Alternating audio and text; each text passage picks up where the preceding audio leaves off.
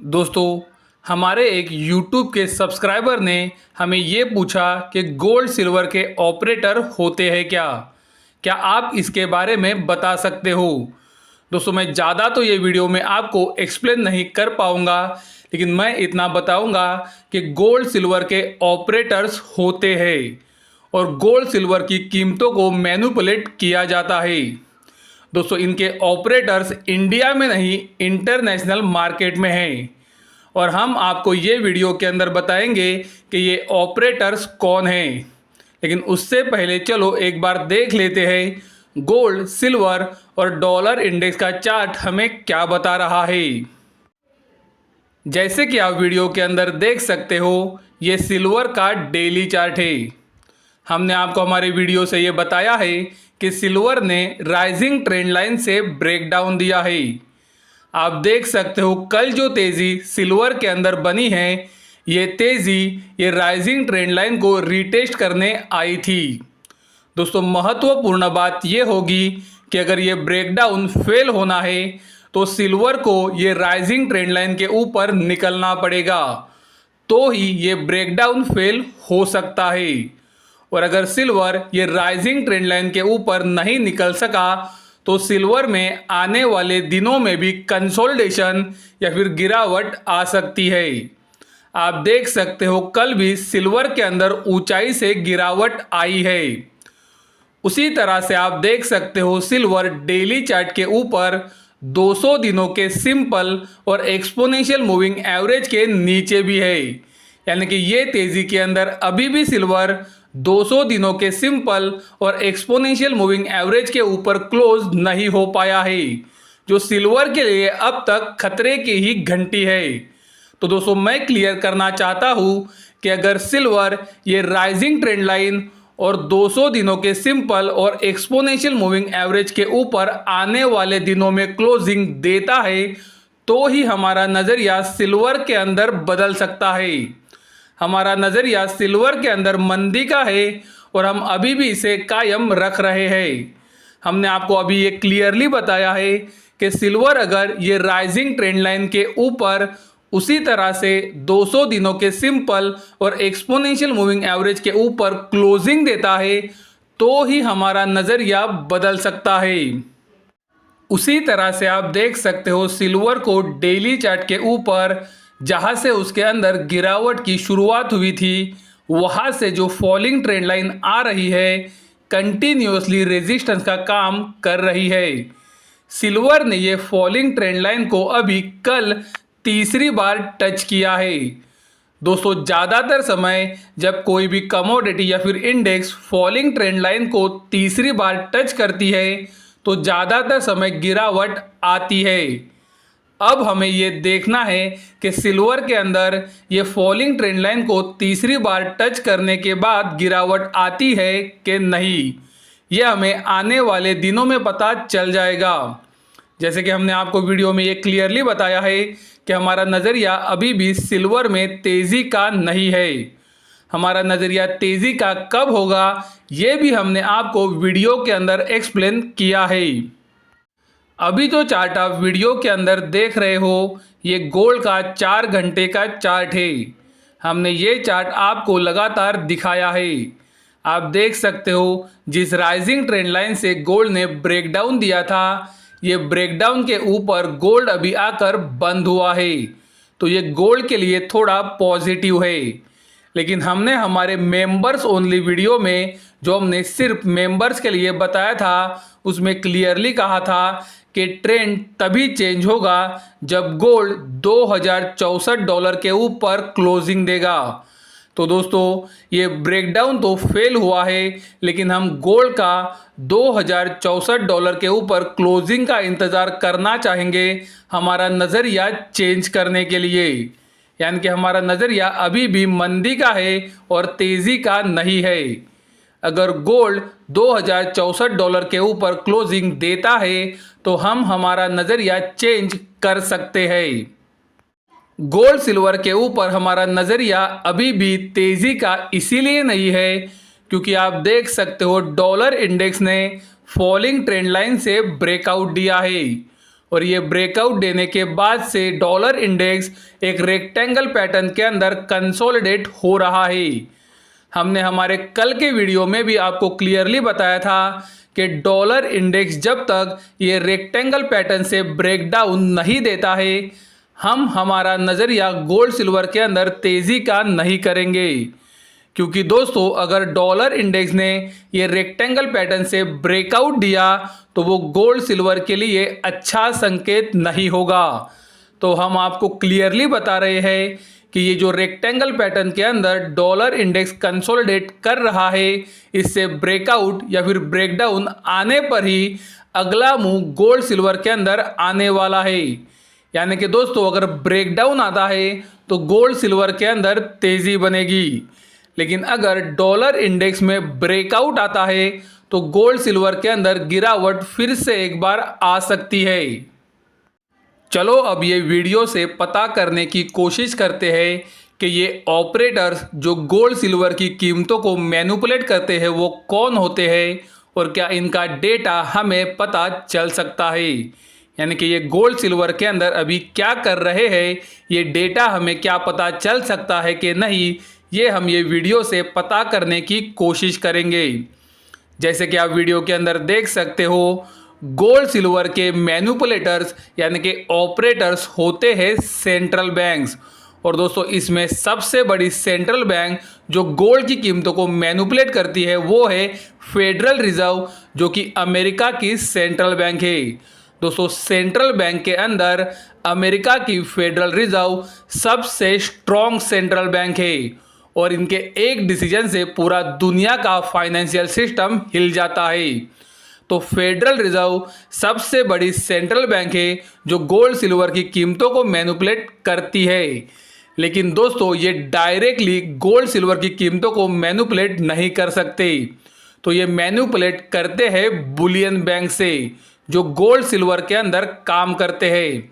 आप वीडियो में ये क्लियरली देख सकते हो, फेडरल रिजर्व के साथ बुलियन बैंक्स गोल्ड के अंदर सेलिंग करते हैं ताकि वो डॉलर को सपोर्ट कर सके। यानी कि दोस्तों आप सबको पता है कि गोल्ड अगर ऊपर जाएगा तो डॉलर इंडेक्स नीचे आएगा, और अगर गोल्ड नीचे जाएगा तो ही डॉलर इंडेक्स ऊपर आएगा। तो आप देख सकते हो फेडरल रिजर्व बुलियन बैंक के साथ गोल्ड की कीमतों को मैनिपुलेट करने की कोशिश करता है।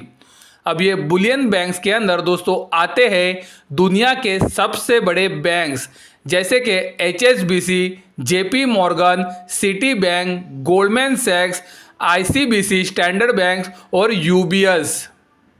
दोस्तों जैसे कि आप वीडियो के अंदर देख सकते हो, US रेगुलेटर ने JP मॉर्गन के ऊपर $920 मिलियन का फाइन लगाया था, यानी कि उनके ऊपर पेनल्टी लगाई थी क्योंकि उन्होंने प्रीशियस मेटल्स यानी कि गोल्ड सिल्वर की कीमतों को मैनिपुलेट किया था। दोस्तों ये ज़्यादा पुरानी न्यूज़ नहीं है, ये न्यूज़ है 30 सितंबर 2020 की। तो आप देख सकते हो JP Morgan directly gold silver की कीमतों को मैनिपुलेट करने में इन्वॉल्व होता है। उसी तरह से आप वीडियो के अंदर देख सकते हो, ये 22 अगस्त 2023 की न्यूज़ है, यानी कि दोस्तों ये कुछ ही महीनों पहले की न्यूज़ है। ये न्यूज़ पब्लिश हुई है डिपार्टमेंट ऑफ जस्टिस के वेबसाइट के ऊपर, जो US गवर्नमेंट का एक डिपार्टमेंट है। आप देख सकते हो ये न्यूज़ के अंदर ये क्लियरली बताया गया है कि JP मॉर्गन के 2 प्रीशियस मेटल ट्रेडर्स को यानी कि गोल्ड सिल्वर के ट्रेडर्स को सेंटेंस यानी कि सज़ा दी गई क्योंकि वो पिछले 8 सालों से गोल्ड सिल्वर की कीमतों के ऊपर फ्रॉड या फिर प्राइस मैनिपुलेशन कर रहे थे।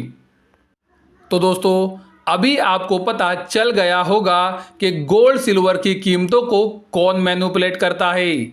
हमने आपको वीडियो के अंदर ये क्लियरली दिखाया है कि JP मॉर्गन का जो प्रीशियस मेटल का बिजनेस है वहाँ पर उसे एक बार $920 मिलियन की पेनल्टी लगी है, और उसी तरह से 6 महीने पहले ही उनके 2 ट्रेडर्स को कानून ने सज़ा भी दी है क्योंकि उन्होंने गोल्ड सिल्वर की कीमतों में फ्रॉड और प्राइस मैनिपुलेशन किया है।